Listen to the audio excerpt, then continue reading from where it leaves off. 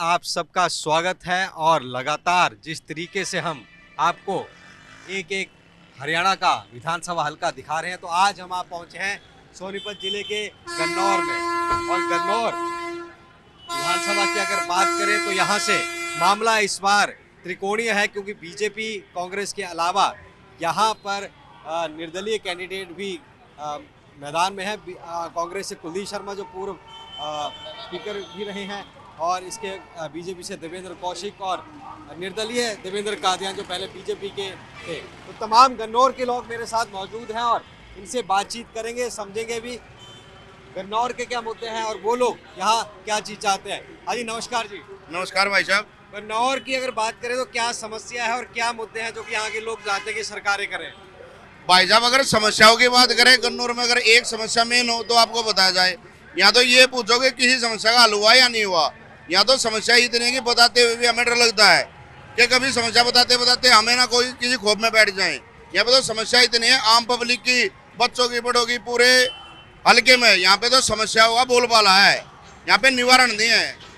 अरे सड़क पानी व्यवस्था किस तरीके की है? सब बुरा हाल है, सब यहाँ तो सड़कों का बुरा हाल है। पानी की मतलब गाँव में निकासी नहीं होती पानी की, बारिश हो जाए तो सारे में पानी हो जाता है सर। यहाँ पे तो बहुत बुरा हाल है सर यहाँ पे सड़कों का भी। दिल्ली से सटा हुआ है, तो उस तरीके के सुख सुविधाएं हैं एनसीआर? नहीं, ऐसी कोई सुख सुविधा ही नहीं है इसमें। पहले यहाँ पे बिल्कुल सड़क बुरा हाल हो गया यहाँ पे। तो क्या है एजुकेशन सिस्टम वगैरह किस तरीके का है गन्नौर में?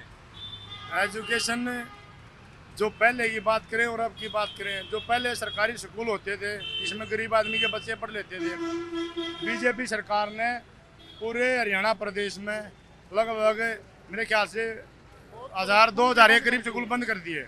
तो अब एजुकेशन का आप इससे अंदाजा लगा सकते हैं, 2000 स्कूल बंद हो रहे हैं हरियाणा प्रदेश में। बच्चे तैयारी करते हैं, पेपर देते हैं, पहले बाद में पता लगता है कि पेपर तो लीक हो गया, सीट आ रहे पेपर, किस चीज के पेपर। बच्चे तैयारी करते हैं, मेहनत करते हैं, बाद में पता लगता है पेपर लीक हो गया, कैंसिल हो गया, फार्म भरे जाते हैं, पैसे भी बर्बाद जाते हैं हमारे। सिस्टम एजुकेशन का हो या कोई भी गवर्नमेंट हो या प्राइवेट हो, यहाँ सारा सिस्टम बिका हुआ है। यहाँ पे ना बच्चों का कोई फ्यूचर है ना समाज का है। अगर यही बीजेपी सरकार इस तरह से रहेगी तो यहाँ पे पूरा सिस्टम बिगड़ जाएगा। भाई साहब, ये कह रहे हैं कि पानी बिजली की समस्या है, एजुकेशन की समस्या है, बाकी अगर सरकार कह रही है कि पर्ची खर्ची बंद है, तमाम चीजें बंद है, क्या हाल है? बिल्कुल, इस सरकार में पर्ची खर्ची बिल्कुल बंद रही है और बिल्कुल बच्चे अपने लायक से लगे हैं।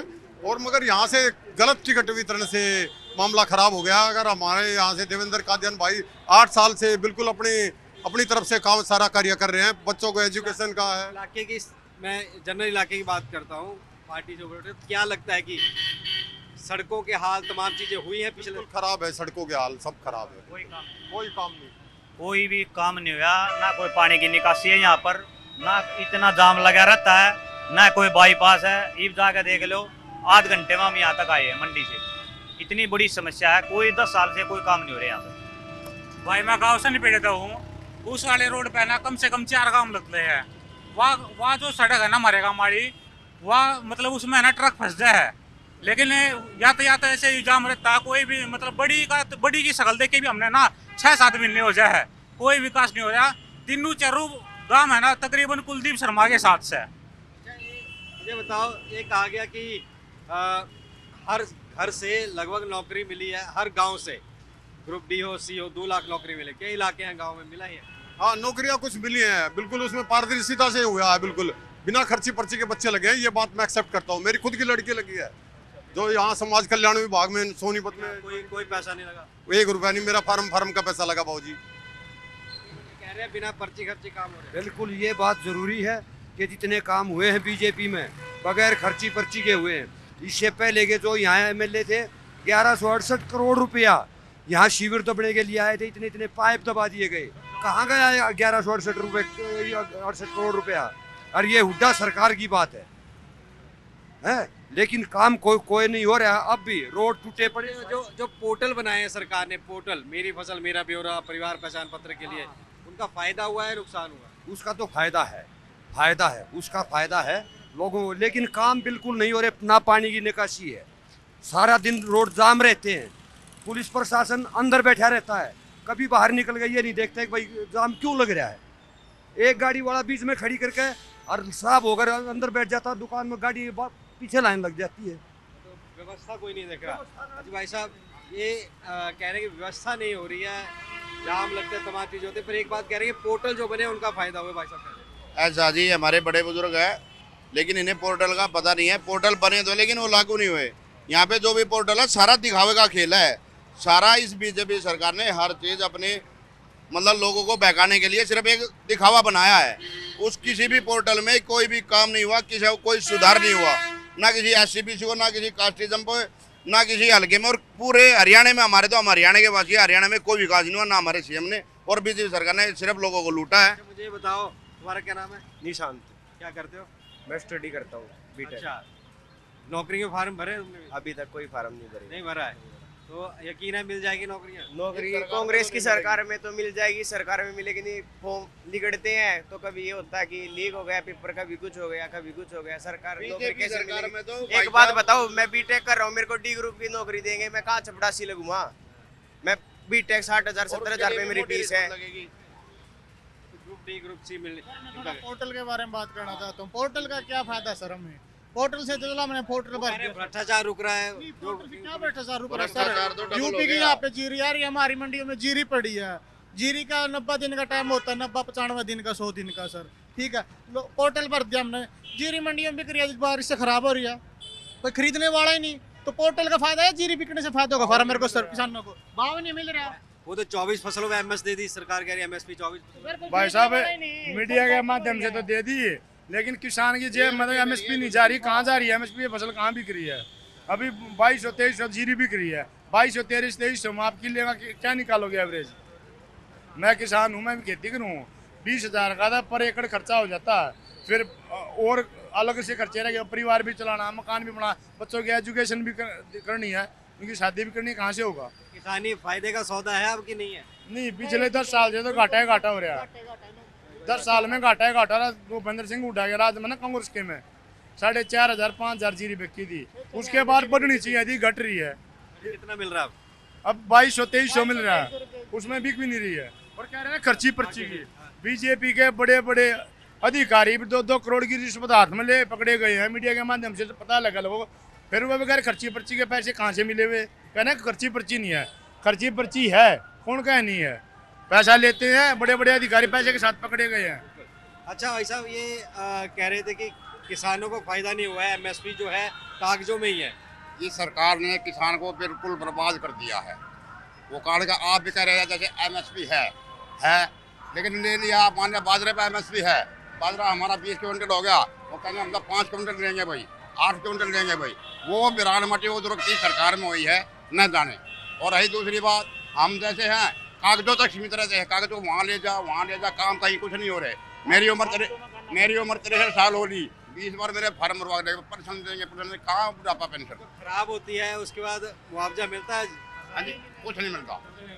उल्टे बीमे के पैसे और कट जाते हैं हमारे, ऐसा कुछ नहीं। बीमे के पैसे काट लिए बगैर पूछे पते से। मिलता है भाई साहब, सिर्फ मीडिया में दिखाने के लिए मिलता है, रियलिटी में कुछ कुछ हो रही है, कुछ नहीं हो रहा है। सब कार्रवाई हो रही है। भी हमारा बाईपास है ना, कागजों में हो रहा है। बाईपास कहाँ है? कागजों में बाईपास जाम लग रहे हैं रोड पे। बाईपास पास हो मगर आज तक नहीं बना नहीं जाम। सीवर व्यवस्था वगैरह? सीवर व्यवस्था बिल्कुल एकदम ठप। 11,000 करोड़ में पास हुए थे, सब लगा दिए, ऐसे खा गए, सब भ्रष्टाचार की भेंट चढ़ गई। और खा गया सब कांग्रेस के राज में हुए थे ये सारे पास। यहाँ कुलदीप शर्मा थे विधायक, यहाँ सारे ठप्प हुए। गन्नौर के सारे सीवरेज का पानी पैसा खा गए। 10 साल से बीजेपी की भाई सरकार साहब, है। सीवरेज हर चीज का पैसा के गए। और बेरोजगारी के मामले पूरे देश में हमारा सीवरेज की बता रहा हूँ, 10 साल से हरियाणा में बीजेपी की सरकार है। 10 साल से पहले जो यहाँ पे ऐसे प्रेस के रोड बने हुए थे, वहाँ पे टाइलें लगी हुई, वहाँ पे जाके देख लो आप, इतने गड्ढे हैं।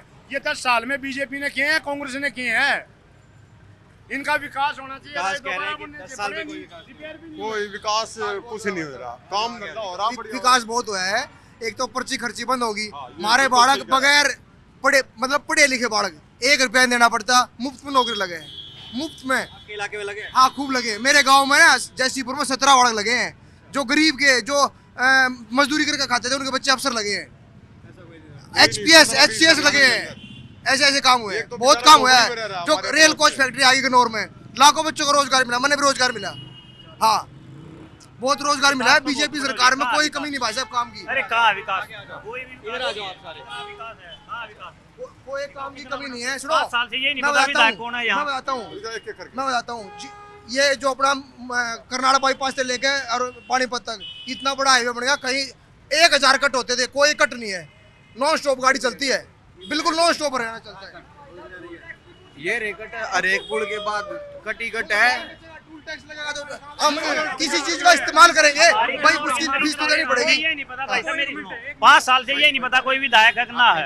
यहाँ जाकर देख लो, कोई विधायक नाम की चीज नहीं है, कोई काम नहीं हो रहा गन्नौर के अंदर, कोई भी काम। और मैं बताता हूँ नौकरी की बात बताऊंगा, मंडी है, मंडी एशिया की सबसे बड़ी हॉर्टिकल्चर मार्केट पास करके गए थे। एशिया की सबसे बड़ी मार्केट बनी है। हुड्डा साहब पास करके गए थे। खट्टर साहब ने पैसे दिए हैं 26,000 करोड़ रुपए गन्नौर में 26,000 करोड़ रुपए। बहुत बड़ा काम है ये, बहुत बड़ा काम है। हुड्डा साहब पास करके थे भाई। 26,000 करोड़ रुपया बहुत बड़ा प्रोजेक्ट है। वे 26,000 करोड़ कहाँ है? अरे गन्नौर में तो गड्ढे हो रहे, गाड़ी नहीं जा सकती, गाड़ी कई गाड़ी। अरे देखी होगी वीडियो, पलट जा भाई।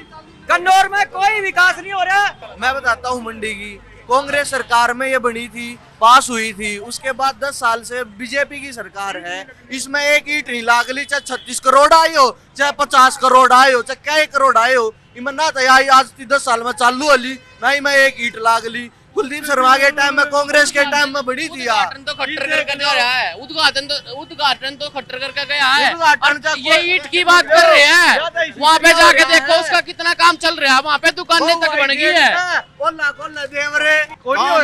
काम देखो, पारदर्शिता तो आई है गवर्नमेंट के अंदर, हर कामों में पारदर्शिता है, पेंशन में, मगर काम दिख नहीं रहा। जो हमारा एमएलए है वो बिल्कुल नकारा, जो हमारा यहाँ का एमएलए बिल्कुल नकारा। कोई काम नहीं दिया, इतना भी पैसा नहीं आया, इतना भी। भाई ऐसा है कि हमारा एमएलए नकारा हो सकता है, लेकिन बीजेपी को नकारा नहीं कह सकते। बिल्कुल, तो लगातार हमने यहाँ पर बात की और तमाम चीजें यहाँ पर की और देखा कि जो कुछ भी निकल के आया, कई इलाके तमाम चीजें। गन्नौर से कैमरामैन आदित्य के साथ नितिन कुमार, MS1 न्यूज़।